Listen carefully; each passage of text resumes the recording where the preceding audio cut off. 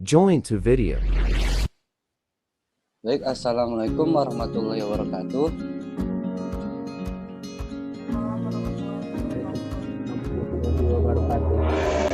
Baiklah, di sini kami bertiga akan mempresentasikan yaitu tugas pada mata kuliah K3. Di sini kami mengambil pekerjaan pada konstruksi jalan. Berikut kami akan menampilkan PPT-nya.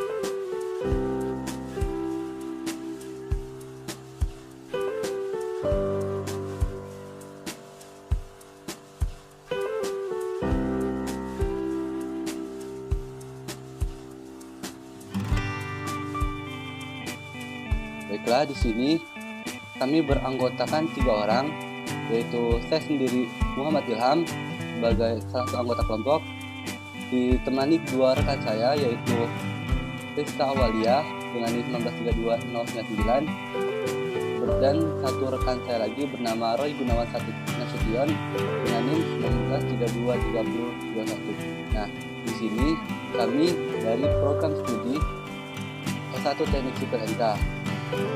Berikut akan didampingi dosen pembimbing kami yaitu Bapak Fitra Ridwan SPDMT pada dosen pengampu mata kuliah Hukum Ketenagakerjaan, Kesehatan dan Keselamatan atau yang sering kami sebut K3.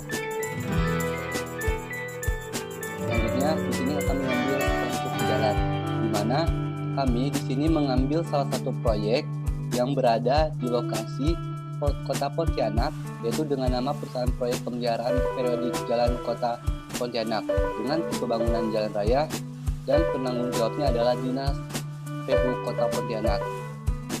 Baiklah, berikut di sini yang akan kami jelaskan terkait dengan konstruksi jalan, di mana di sini kami mengambil 3 poin dari pekerjaan, yaitu pekerjaan drainase, pekerjaan badan jalan, dan pekerjaan tanah. Selanjutnya konstruksi jalan. Nah, konstruksi jalan ini merupakan bertujuan untuk membangun sarana dan prasarana sebagai salah satu penyedia akses transportasi berupa barang maupun jasa yang menghubungkan antara wilayah satu di mana masyarakat mempunyai hak untuk menggunakannya serta telah diatur pada hukum yang berlaku. Selanjutnya di sini saya akan menjelaskan terkait pekerjaan drainase. Pekerjaan drainase sendiri merupakan pekerjaan yang dilakukan untuk membuat saluran atau gorong-gorong yang berada di samping permukaan dan di bawah permukaan jalan, yang fungsinya untuk mencegah air yang ada di atasnya dan di bawah permukaan jalan agar tidak masuk ke dalam badan jalan yang dapat menjadi penyebab suatu kecelakaan pada jalan tersebut. Nah, pada identifikasi jenis bahaya dari pekerjaan drainase ini ada beberapa poin yang kami angkat. Yang pertama itu terluka akibat material, yaitu berupa pecahan batu besar atau yang disebut dengan cerucuk. Yang kedua yaitu terluka akibat alat manual yang berupa penggali, parang, dan alat tajam lainnya. Ini ketika melakukan pekerjaan drainase tersebut. Yang ketiga, kecelakaan akibat operasional alat berat. Tentunya dalam membuat pekerjaan jalan raya sendiri kita akan menggunakan alat berat. Nah, alat berat ini merupakan salah satu risiko terbesar juga yang akan ditemui oleh para pekerja ketika melaksanakan pekerjaan tersebut. Dan yang keempat, risiko kecelakaan lalu lintas. Ini karena kelalaian pekerja yang tidak menggunakan rambu ketika melaksanakan pekerjaan.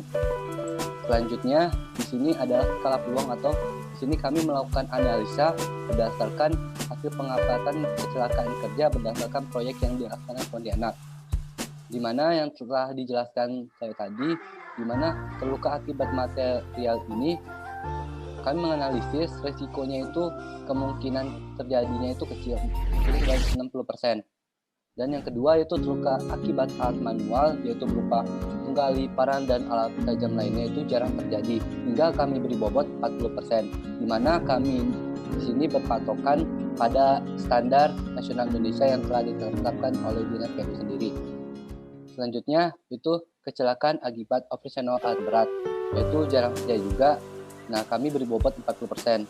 Selanjutnya risiko kecelakaan lalu lintas, yaitu kelalaian oleh para pekerja karena tidak menggunakan rambu-rambu dalam melaksanakan pekerjaan tersebut. Sehingga ini pun jarang terjadi karena pada dasarnya ketika melakukan pekerjaan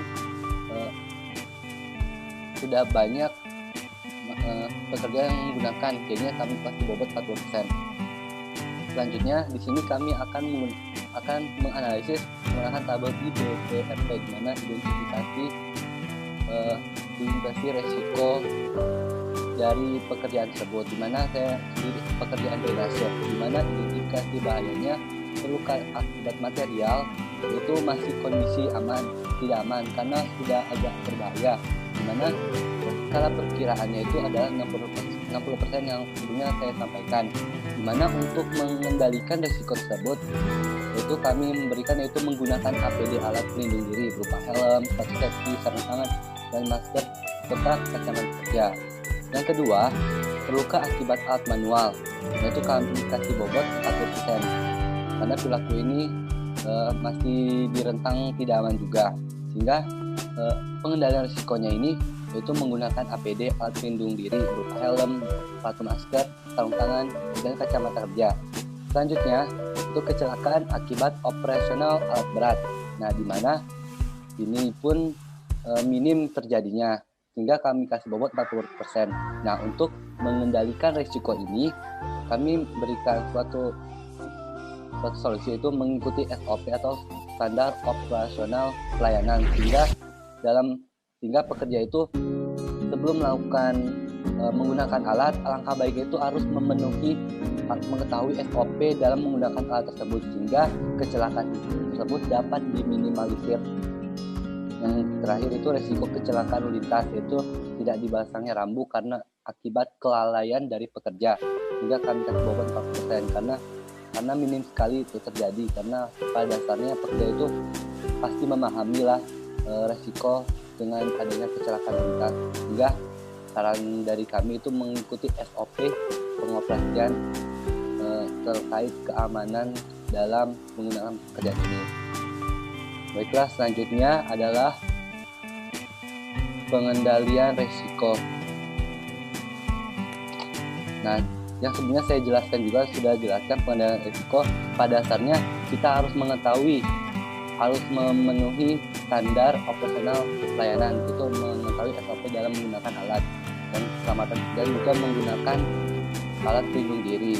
Jangan lupa dalam pengendalian risiko ini pekerjaan pengalian pada pekerjaan pasang batu dan mortar untuk selokan dan saluran air mempunyai potensi bahaya terhadap tenaga kerja, itu yang pertama kecelakaan terkena alat gali yang telah disampaikan sebelumnya, yaitu akibat jarak antar penggali itu terlalu dekat. Jadi alangkah baiknya itu pekerja itu menggunakan alat pelindung diri itu kembali. Selanjutnya yang kedua itu bahaya akibat lereng galian longsor. Ini setidaknya pekerja itu dapat menjaga jarak aman gitu untuk menggali, karena untuk menggali ini kita harus mempunyai jarak aman yang sesuai dengan standar nasional yang telah ditetapkan oleh FNI.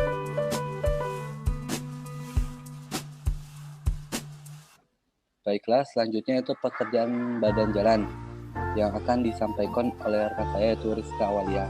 Mungkin pada saudari Rizka Awalia dipersilakan. Terima kasih kepada Rehan. Selanjutnya itu ada pekerjaan badan jalan atau pekerjaan bahu jalan. Pekerjaan bahu jalan ini yaitu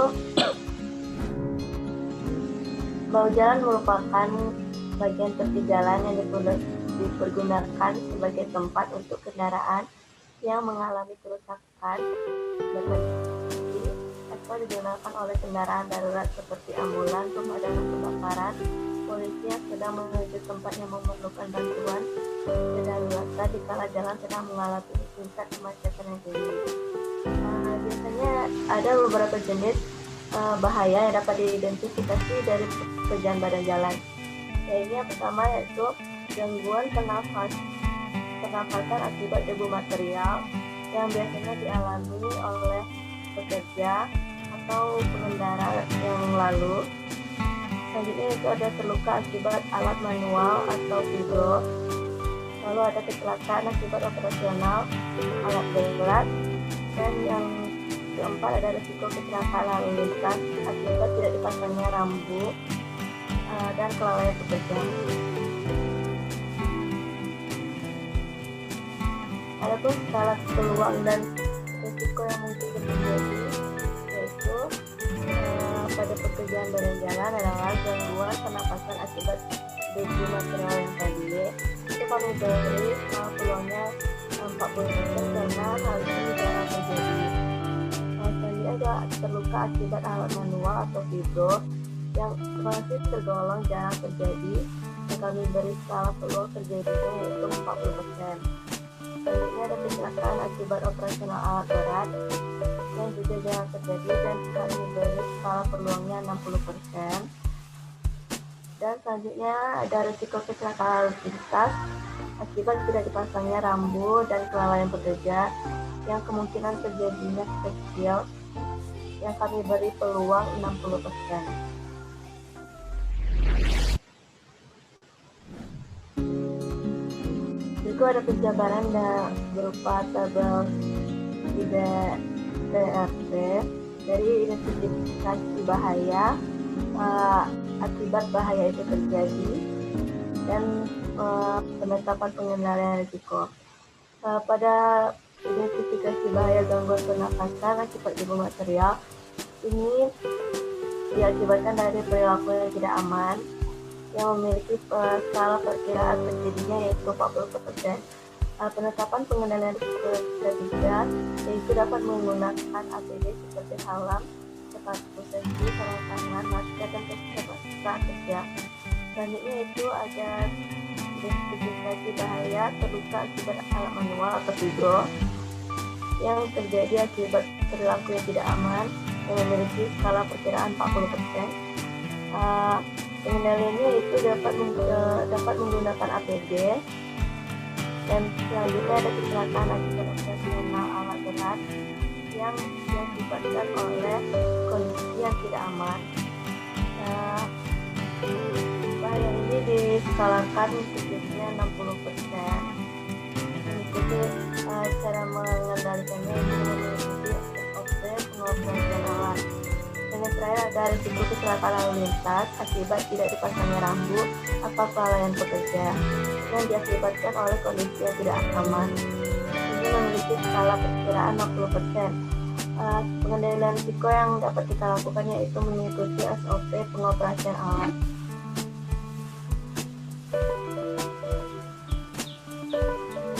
Pengendalian risikonya yang dapat kita lakukan yaitu dalam pekerjaan pemadakan pada pekerjaan perbaikan bahu jalan dan pekerjaan minor lainnya mempunyai potensi berbahaya terhadap tenaga kerja yaitu terjadinya iritasi pada mata, kulit, paru-paru akibat uap dan panas dari aspal. Yang kedua yaitu terjadinya gangguan lalu lintas kendaraan karena pekerjaan yang dilakukan di badan jalan, lalu terjadinya kecelakaan oleh robohnya tanah di pinggir bahu jalan akibat tanah yang tidak stabil. Yang selanjutnya ada terluka oleh mesin pemadat aspal seperti metik, drywall, dan stempel dan lain-lain. Selanjutnya terjadinya kerusakan sarana dan prasarana utilitas jalan seperti rambu-rambu jalan. Selanjutnya ada kecelakaan oleh atau karena jarak antar pekerja yang merapikan hasil pemadatan terlalu dekat. Yang terakhir adalah terjadinya gangguan lalu lintas oleh penduduk sekitar karena pekerjaan yang dilakukan. Selanjutnya saya kembalikan kepada Ilham. Baik, terima kasih pada Rizka Walia terhadap penyampaiannya terkait pekerjaan badan jalan yang menyampaikan terkait identifikasi resiko terjadinya kecelakaan hingga itu pengendalian resiko sehingga kecelakaan itu dapat diminimalisir.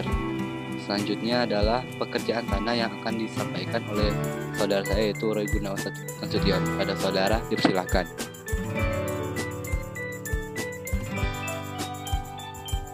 Baik, terima kasih. Sebelumnya saya mengucapkan terima kasih kepada Bapak Moderator. Di sini saya akan menjelaskan tentang pekerjaan tanah. langsung saja. Pengerjaan tanah atau pekerjaan tanah adalah sebuah bidang pekerjaan dalam teknik sipil yang berhubungan dan dalam pemindahan sejumlah besar massa tanah dan bebatuan dari satu lokasi ke lokasi yang lain.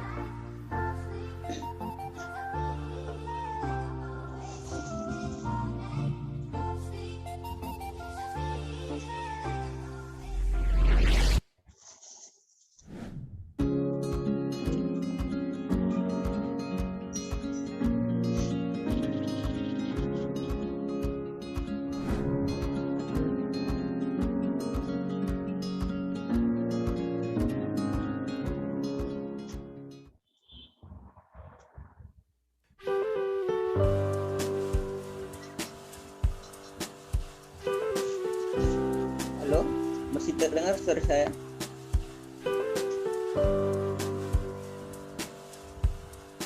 Masih, Pak. Maaf, terjadi sebuah kesalahan. Nah, saya akan melanjutkan dengan pekerjaan tanah. Yaitu saya lanjutkan, yaitu pemindahan sejumlah besar massa tanah dan bebatuan dari satu lokasi ke lokasi lainnya. Nah, tanah yang dipindahkan dapat dibuang atau diletakkan di suatu lokasi untuk menjadi bentuk lanskap tertentu.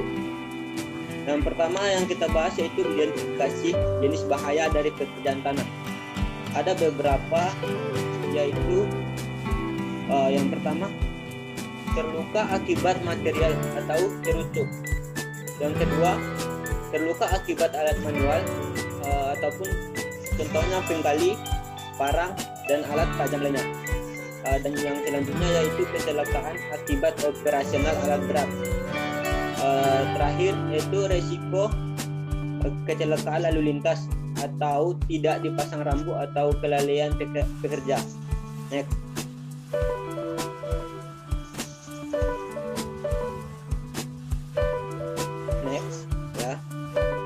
Yaitu selanjutnya itu nomor 2, skala peluangnya. Adapun resiko yang mungkin terjadi yaitu terluka akibat material. Untuk analisa untuk analisa terhadap resiko tersebut yaitu sangat jarang. Nah, di sini kami beri bobot untuk 20%. Dan selanjutnya adalah terluka akibat alat manual seperti penggali, parang, dan lain-lainnya. Kemungkinan terjadinya sekitar 60%. Dan selanjutnya yaitu kecelakaan akibat operasional alat berat yang kami beri bobot, kemungkinan terjadinya yaitu 60% juga. Dan resiko kecelakaan lalu lintas tidak dipasangnya rambu dan kelalaian pekerja, dan yang sangat jarang terjadi. Dan di sini kami beri bobot untuk itu 20%. Next. Nomor 3 yaitu tabel IBPRP untuk pekerjaan tanah. Untuk pekerjaan tanah, identifikasi masalahnya ada beberapa. Yang pertama itu terluka akibat material. Dampaknya sangat tidak aman untuk bekerja. Bobot yang kami berikan adalah 20%. Dan penanganan atau pengendalian dari itu adalah menggunakan APD seperti sepatu, sarung tangan, masker, dan lain-lain. Selanjutnya itu terluka akibat alat manual. Bobotnya sebanyak 50%, yaitu untuk pengendaliannya menggunakan APD, helm, sepatu, masker, sarung tangan, kacamata.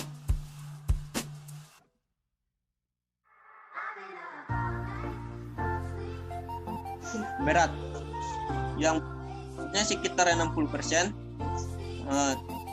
Untuk pengendalian resiko tersebut adalah mengikuti SOP pengoperasian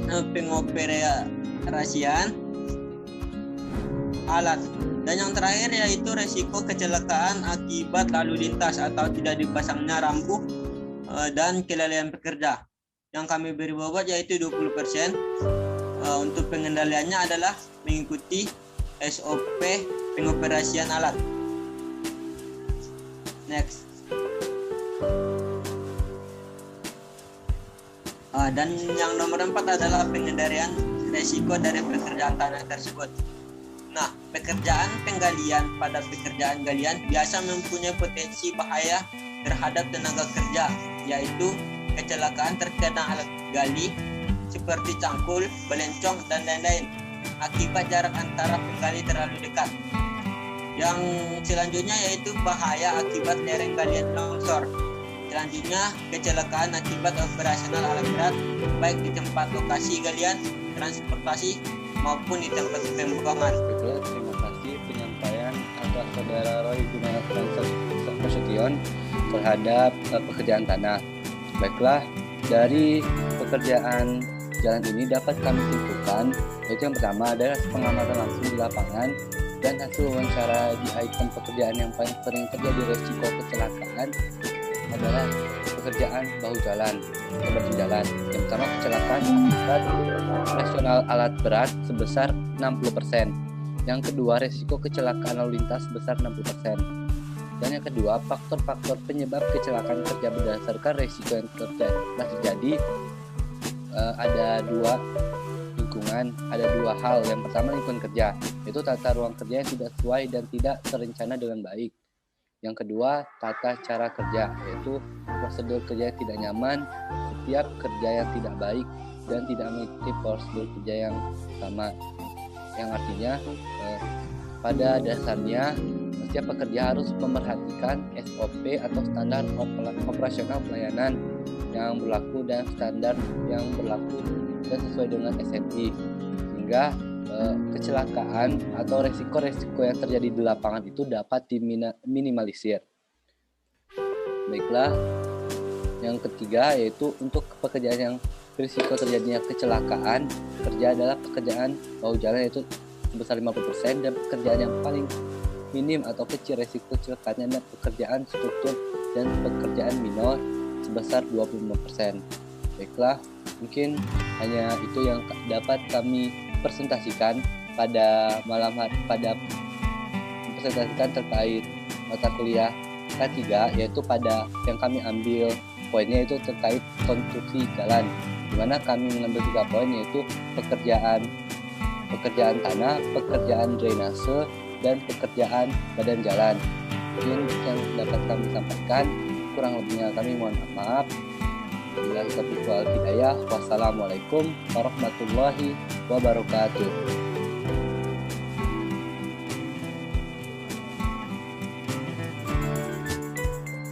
Thanks for watching and see you next time.